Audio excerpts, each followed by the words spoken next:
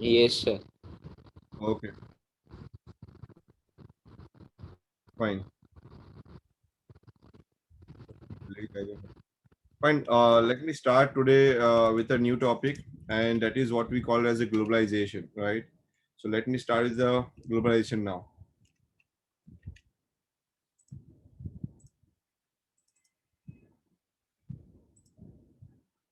Can you see the screen? Yes, sir. Fine. Fine. So what is a globalization? So अभी तक हमने जो पढ़ा पॉलिसी मेजर्स में, हमने पढ़ा कि लिबरेशन क्या है, हमने पढ़ा प्राइवेटाइजेशन क्या है.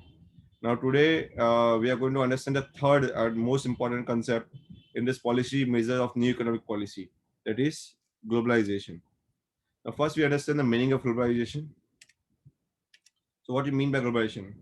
So simple language में अगर हम बोलने जाए globalization का मतलब, so it is an integration of the country's economy or the economy of the country with the world economy.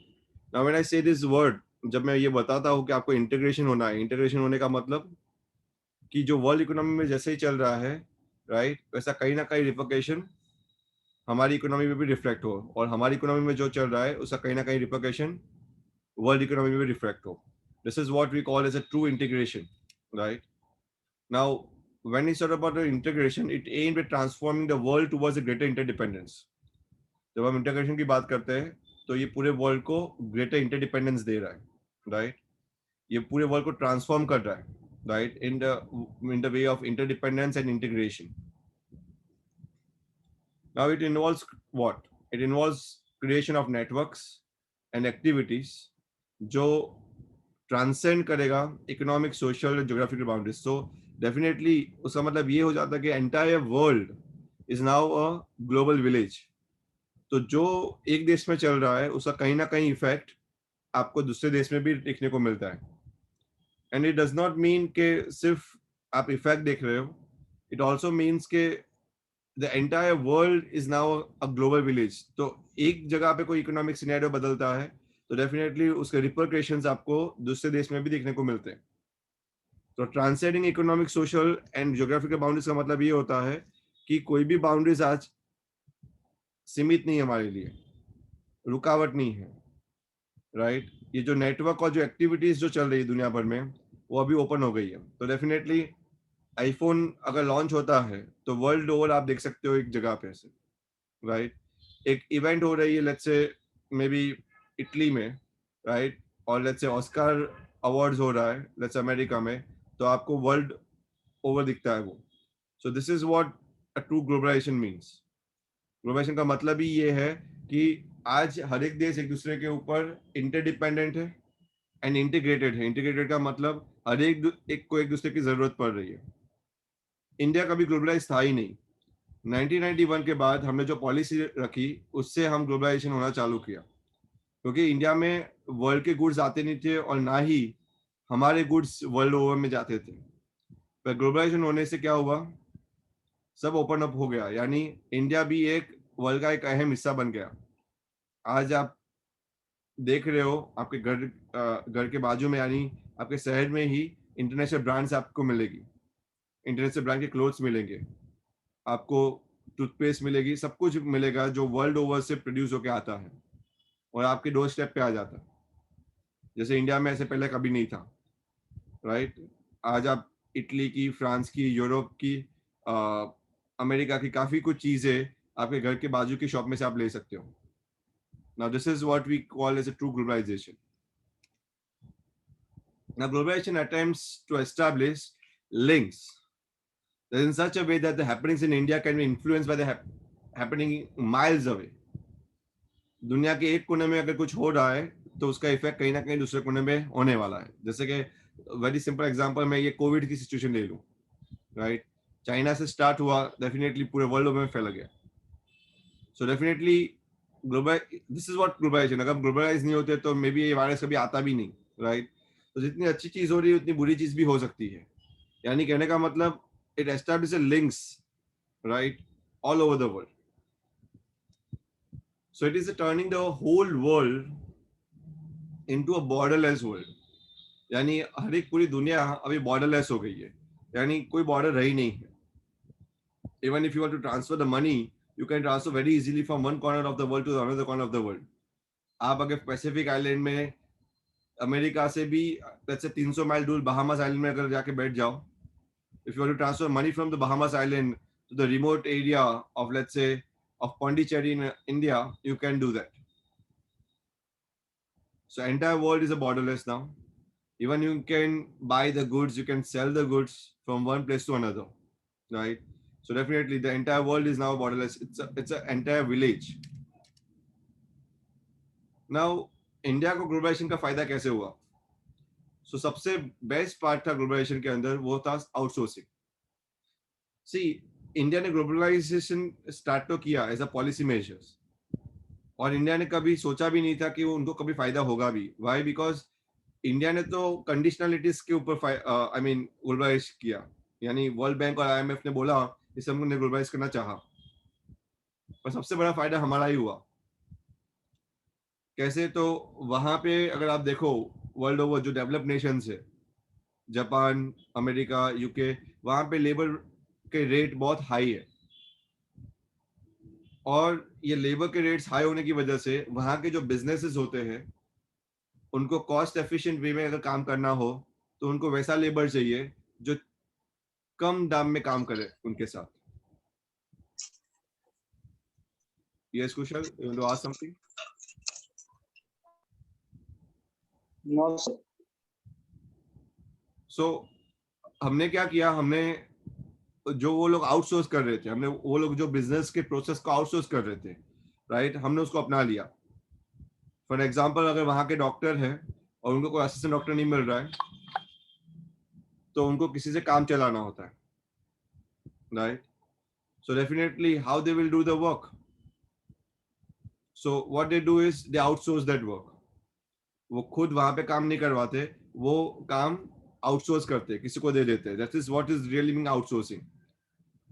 Outsourcing का मतलब कि वहां के जो प्रोसेसेस है, वहां पे जो एक्टिविटीज जो चल रही है, अगर उनको कॉस्ट एफिशिएंट वे में नहीं हो रही है तो वो डेवलपिंग देशों को दे देते हैं. Now developing countries what they do, they take that work at a cheaper rate, they do it in their own home country, and on the very next day or within a few days they will provide the work. वो काम करके उनको वापस return करते हैं, जिनके definitely उनको पैसे मिलते हैं.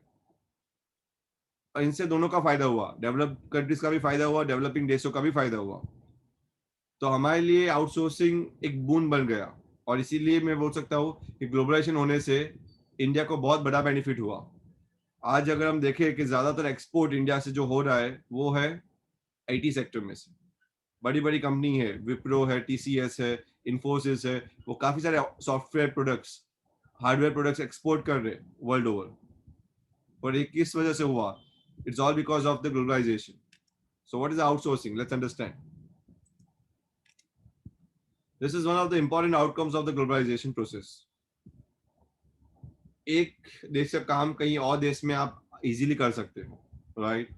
और यही ग्लोबलाइजेशन प्रोसेस से हुआ, क्योंकि जैसे इंटरनेट कनेक्टिविटी अच्छी होती गई, कम्युनिकेशन सिस्टम बढ़ती गई, ग्लोबलाइजेशन बहुत ही सिंपल होने लगा. In outsourcing what a company do? So a company hires a regular service from the external sources, mostly from the other countries, जो पहले वो इंटरनली ले सकते थे प्रोवाइड, वो बाहर से अभी मिल सकता है. नाउ आप अपने घर बैठे बैठे माइक्रोसॉफ्ट के लिए फोटोशॉप का काम कर सकते हो, and Microsoft will pay you also. You don't need to go to any offices, right? So this is what we can say the true outsourcing. You can work from home and you can earn a lot. वो सही मायने में outsourcing है. So in recent times due to the growth of information technology, आज IT field बहुत बढ़ गया. Many services are been outsource by companies in developed countries to India. तो डेवलप देशों से इंडिया में काफी कुछ चीज ट्रांसफर हो रहा है आज आउटसोर्सिंग की बदौलत.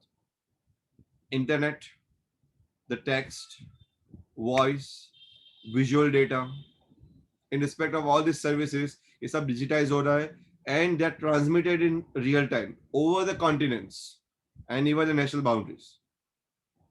राइट? तो ये सब आप आज देख सकते हो। अगर फॉरेन में कोई म्यूजिक लॉन्च होता है, कोई मूवीज लॉन्च होती है, आप over a period of time net पे देख सकते हो ऑनलाइन। नेटफ्लिक्स क्या है आप जो देख रहे हो, इंस्टाग्राम आप यूज कर रहे हो क्या है, ये सब कुछ ग्लोबलाइजेशन की ही देन है, right? Now what outsourcing provides, so it provides many services.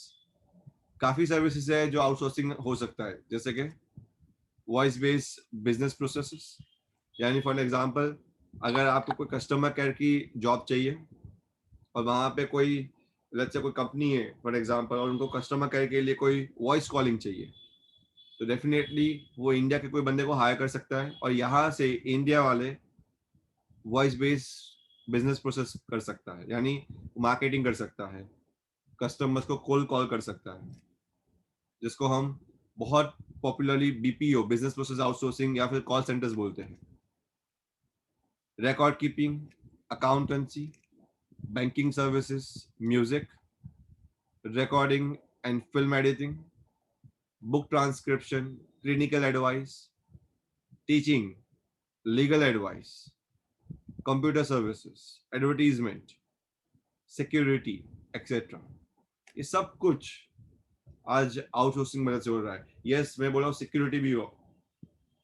अगर आप अमेरिका में जाओगे तो आपको दिखेगा कि वहां पे कोई वॉचमैन नहीं होते, राइट? काम करने वाले, जैसे इंडिया में हर सोसाइटी के बाहर वॉचमैन आपको दिखते हैं। सिक्योरिटी कैसे मेंटेन होती है तो आपको ये नहीं पता होगा, पर अमेरिका में वो लोग जब कैमरा छोड़ के जाते हैं, उनको घड़ी घड़ी देखना नहीं होता, तो they hire the people from India, they hire the people from some remote countries, from China, and these people what they do, उनके कैमरास को ऑलवेज निगरानी पे रखते हैं, देखते रहते हैं। अगर उनको लगता है कि कोई चोर आ गए हैं उनके घर में, तो रियल टाइम में वो कैमरा जब से ट्रांसमिट होता है, वो तुरंत ही उनको इन्फॉर्म करते हैं, राइट? एसओएस कॉल करके, और वही इंफॉर्मेशन से वो लोग पुलिस से इन्फॉर्म करते हैं, तो तुरंत ही वो पकड़े जा सकते हैं। सो सिक्योरिटी भी अभी रिमोट प्लेस से प्रोवाइड होती है। सोचो टेक्नोलॉजी कहाँ की कहाँ आ गई है। यानी अमेरिका में अगर चोरी हो भी रही है तो रिमोट प्लेस में चाइना को वाले को पहले पता चलेगा या इंडिया में पता चलेगा कि वहां पे क्या हो रहा है, और उसकी मदद से इतना इंटरलिंक सिस्टम है कि इतनी उसकी मदद से वो लोग पकड़ पाएंगे चोर को। सो this is what happening. Even teaching तो बहुत सिंपल हो गया, जैसे मैं आपसे टीच कर पढ़ा रहा हूँ, वैसे मे भी अमेरिका में भी अगर आप बैठे होते तो आप मुझसे सुन सकते, मुझसे बात कर सकते, राइट? और ऐसे इंडियन के प्रोफेसर अमेरिका में भी काफी लेक्चर्स देते हैं, लीगल एडवाइस, फिल्म एडिटिंग, घर पे बैठे बैठे आप ये सब प्रोवाइड कर सकते हो। और ये फ्यूचर के जॉब्स यही है, मैं बता दूं आपको, भविष्य में आने वाले जो जॉब्स है वो इससे रिलेटेड ही होंगे, जिसमें आप लाखों रुपए कमा सकते हो। नाउ ग्लोबलाइजेशन समझने से के लिए हमको एक और चीज समझने की जरूरत है, वो है WTO, वर्ल्ड ट्रेड ऑर्गेनाइजेशन। तो इंडिया में ग्लोबलाइजेशन स्टार्ट हुआ, उसकी देन WTO की भी है। नाउ WTO क्या है, वर्ल्ड ट्रेड ऑर्गेनाइजेशन क्या है? So let's understand. So WTO was founded in 1995। उसका पहली बार फाउंडेशन हुआ 1985 में, पर वो मेन ऑर्गेनाइजेशन नहीं थी। सबसे मेन ऑर्गेनाइजेशन जो बनी थी वो गेट थी, राइट? जो 1948 में बनी थी, general agreement of trade and tariff. जो सेकंड वर्ल्ड वॉर खत्म हुआ 1945 में, तब दुनिया के देशों को लगा कि we need to depend on each other, right? We need the help of others for the goods and services, क्योंकि हर एक देश हर एक गुड्स एंड सर्विसेज नहीं बनाता, और इसीलिए काफी देश इकट्ठे हुए and they form this agreement of trade and tariff. That is what we call general agreement of trade and tariff. 1948 में चालू हुआ। यही फाउंडर ऑर्गेनाइजेशन था WTO का। WTO नाम बाद में दिया गया 1985 में, पर मैं बता दूं 1948 से ही ये स्टार्ट हो चुका था। Now GATT was established in 1948 with 23 countries as a global trade organization to administer all multilateral trade agreements. दुनिया भर में जितने भी ट्रेड ऑर्गेनाइजेशन हो रहे हैं, मल्टीलेटरल ट्रेड ऑर्गेनाइजेशन हो रहे हैं, वो सबका फाउंडर मेंबर GATT ही था। पहले 23 देश से स्टार्ट हुआ, और इंडिया में बता दूं इंडिया फाउंडर मेंबर था। उनका मेन पर्पस क्या था? ये उनके हेडक्वार्टर्स है जिनेवा में। उनका मेन पर्पस क्या था? मल्टीलेटरल ट्रेड एग्रीमेंट्स को बढ़ाया जाए और सबको इक्वल अपॉर्चुनिटीज मिले ट्रेडिंग में, राइट, जिससे वो इंटरनेशनल मार्केट्स को एक्सप्लोर कर सके. That was the main purpose. The WTO is expected to establish a rule-based trading regime. उनका मेन पर्पस यही था कि एक तरह का रूल बेस्ड ट्रेडिंग रेजिम को अपनाए, राइट, जिससे कोई भी मेंबर नेशन ये रूल को ब्रीच ना करे, कोई चीटिंग ना करे और सब वो रूल को अपना के ही ट्रेडिंग करे. हर एक देश को ये होता है कि उनके देश की चीज एक्सपोर्ट ज्यादा हो जिससे वो फॉरेन एक्सचेंज कमा सके और इंपोर्ट कम हो, राइट. और इसीलिए काफी कंट्रीज लाइक चाइना और काफी क्यूबा, काफी कंट्रीज क्या करती है, ये रूल को मैनिपुलेट करती है, जो गलत है. और WTO ये ध्यान रखता है कि सभी कंट्रीज इसको फॉलो करे, कोई भी कंट्रीज की रूल को ब्रीच ना करे, right. WTO agreements cover trade in goods and services, right. तो दुनिया भर के जो भी रिप्रेजेंटेटिव्स होते हैं वो WTO में मेंबर्स होते हैं और इसमें जितना भी गुड्स एंड सर्विसेज जो ट्रेड हो रहा है उस पर ध्यान रखा जाता है. It also facilitate international trade. अंतर्राष्ट्रीय स्तर पे अगर आपको कोई देश में कुछ ट्रेड करना है तो वो फैसिलिटेट करता है. वो बोलता है क्या, you can be a part of it and you can trade. May be ये ट्रेड बायलैटरल हो या ये ट्रेड मल्टीलैटरल हो, दोनों ही ट्रेड को वो मोटिवेट करता है, इंस्पायर करता है करने के लिए. The third and the most important, removal of tariff and non tariff barriers. ये भी ध्यान रखता है कि कोई भी मेंबर नेशंस टैरिफ लगा के किसी के इंपोर्ट को रोके नहीं, या फिर नॉन टैरिफ बैरियर, जैसे कि कोटा है, कोटा नॉन टैरिफ है. टैरिफ यानी टैक्स ऑन इंपोर्ट्स जो होते हैं, और नॉन टैरिफ बैरियर्स यानी कोटा से भी काफी देश क्या करते हैं, अपना कार्गो रुका देते हैं, राइट. तो ऐसा ना हो उसके लिए भी WTO ध्यान रखता है. And the fourth, the most important, it provide the greater market access to all the member countries. जितने भी मेंबर कंट्रीज है उसको मार्केट एक्सेस अच्छे से मिले, उसका वो ध्यान रखता है. ऐसा ना हो कि कुछ ही मेंबर्स को मिले, सभी मेंबर्स को इक्वल अपॉर्चुनिटी मिले, उसका वो ध्यान रखता है. As an important member of WTO, India पहले से ही फोरफ्रंट पे रहा है, राइट, और framing the fair global rules. India जब रूल्स फॉर्मेशन हो रहा था WTO में, तो India is the founder member, right. तो आप यहाँ पे देख सकते हो ये WTO का सिंबल है. इंडिया ने global rules, regulations and safeguards पहले से ही प्रोवाइड किए हैं, जो डेवलपिंग देशों के लिए भी बहुत अच्छा था. जो डेवलपिंग वर्ल्ड था, डेवलप देश नहीं, अमेरिका नहीं, क्योंकि अगर आप देखोगे तो ये बड़े बड़े ऑर्गेनाइजेशंस में सबसे ज्यादा पैसा किसका है, US का, UK का, जापान का, डेवलप वर्ल्ड का है. पर इंडिया ने फोरफ्रंट रहा है पहले से ही और ध्यान रखा है कि fair global rules and regulations advocate हो, राइट. ऐसा ना हो कि डेवलपिंग देश को दबा के रखे. India has kept its commitment towards the liberalization of trade made in WTO. और इंडिया ने इसीलिए कोटा जो था, राइट, उसको हटाया 1991 के बाद. इवन टैरिफ रेट को भी काफी रिड्यूस कर दिया. तो इंडिया ने डेफिनेटली अपना पार्ट निभाया है WTO के मेंबर होने से पहले भी. 1995 में जब WTO की रचना हुई, उससे पहले हमने इकोनॉमिक रिफॉर्म्स ला दिए थे, और यही इकोनॉमिक रिफॉर्म्स के अंदर हमने कोटा को हटा दिया और टैरिफ को कम कर दिया. बट सम स्कॉलर्स दुनिया भर में आज भी आर्ग्यू करते हैं that why the India should be the member of WTO, right. They argue that the usefulness of India being a member of WTO. क्यों? क्योंकि ज्यादातर अगर ट्रेड अगर आप देखो WTO में जो होता है वो किसके बीच में होता है, they occurs among the developed nation. वो डेवलपिंग देशों के बीच में होता ही नहीं है, और इसीलिए दुनिया भर में लोगों को डाउट्स है, राइट, कि इंडिया जैसे डेवलपिंग देशों को WTO का मेंबर नहीं होना चाहिए. और काफी स्कॉलर्स आर्ग्यू भी करते हैं कि हमारा कुछ फायदा नहीं हो रहा है इससे. They also say that, वो ये भी बोलते हैं कि develop countries file complaints over agriculture subsidies given in their countries.